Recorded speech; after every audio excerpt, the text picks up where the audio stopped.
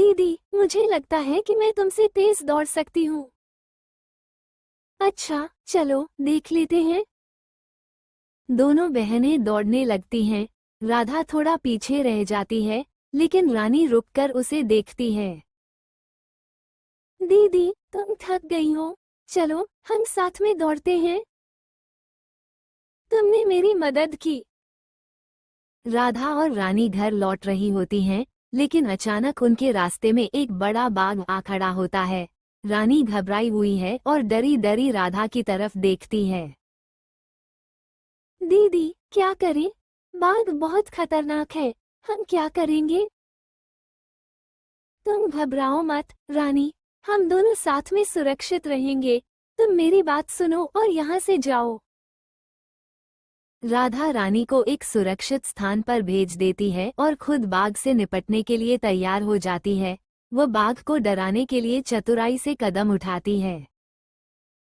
रानी को सुरक्षित स्थान पर भेजने के बाद राधा अपनी साहसिकता और चतुराई से बाघ को दूर भगाने में सफल हो जाती है। रानी, अब हम आराम से घर जा सकते हैं। तुमने मेरी रक्षा की, दीदी, तुम बहुत बहादुर हो। तुम कभी डरना मत, रानी, जब तक हम एक दूसरे के साथ हैं, हमें कोई भी डर नहीं हो सकता।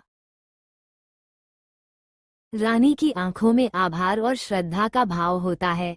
दोनों बहनें एक दूसरे को देखती हैं और आगे बढ़ने के लिए तैयार हो जाती हैं।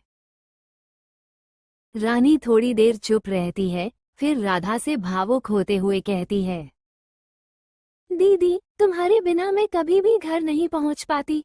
तुम मेरी सबसे बड़ी ताकत हो। तुम्हारी वजह से ही मैं इतनी हिम्मत पा सकी हूँ। और तुम मेरी सबसे बड़ी उम्मीद हो, रानी। हम दोनों एक दूसरे के बिना कुछ नहीं हैं। हम दोनों के बीच का ये रिश्ता ही हमारी असली ताकत है। दोनों बहनें एक दूसरे का हाथ पकड़कर आगे बढ़ती हैं। दोनों के चेहरों पर संतोष और विश्वास की झलक दिखाई देती है।